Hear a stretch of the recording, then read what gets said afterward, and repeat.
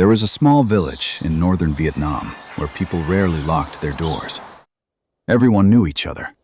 Everyone shared the same roads, the same fields, and the same stories. And among all the people who lived there, none was more well known than the village butcher.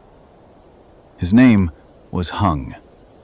For more than 20 years, Hung had slaughtered animals for nearly every family in the village. Pigs, cows, buffaloes, goats.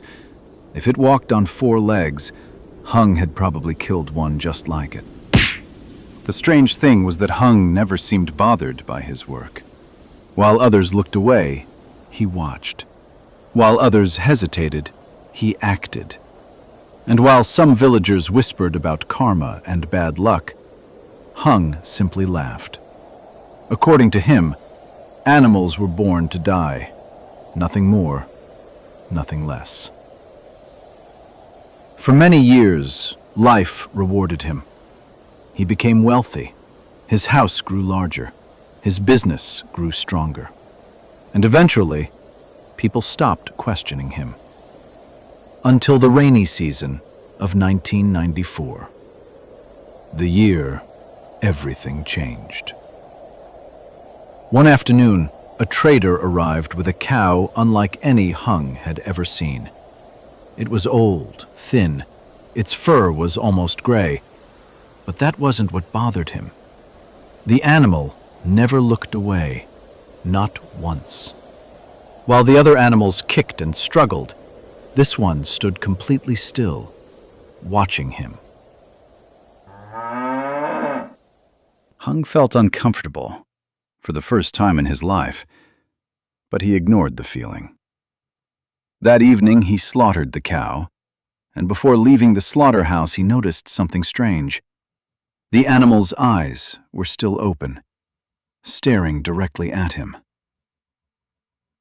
That night, Hung had a dream. He was standing alone in a fog-covered field. The air was cold, silent. Then shapes began appearing around him. Animals, dozens of them, then hundreds. Pigs, cows, buffaloes, goats, all standing perfectly still, watching him. None of them moved. None of them made a sound. But somehow, Hung felt they were waiting for something. Then he woke up.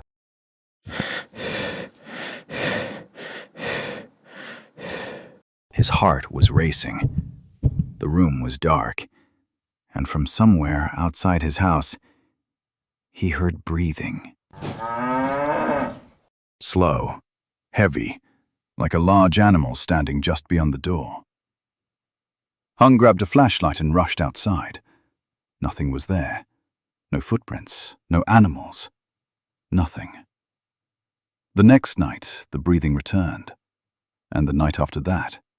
Every night. Always outside. Always waiting. Always breathing. At first, Hung told nobody. He was afraid people would laugh at him. But over the next few months, his life slowly began to fall apart. Several pigs died unexpectedly.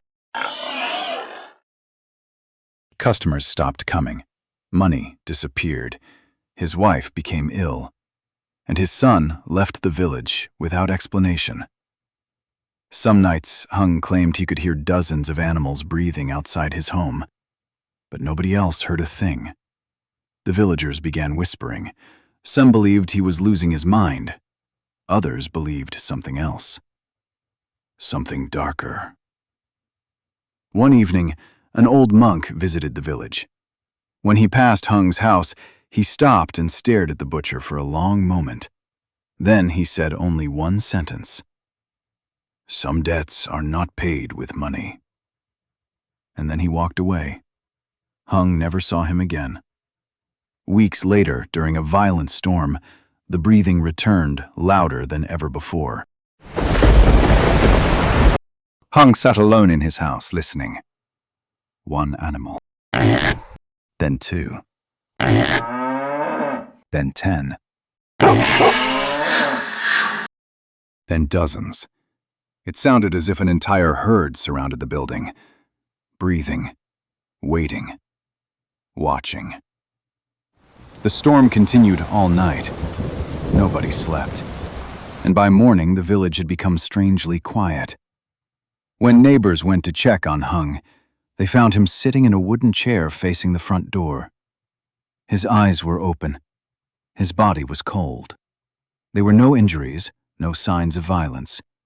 Nothing unusual. Except for the expression frozen on his face. Pure terror. The doctor called it a heart attack. Most people accepted that explanation. But not everyone. Because after Hung died, something changed. The strange breathing stopped completely. The villagers never heard it again. And the abandoned slaughterhouse remained empty for years. Even today, some people refuse to walk past it after dark. Not because they fear ghosts, but because they fear hearing something standing just beyond the door, breathing, waiting, patiently, for someone else. Just beyond the door.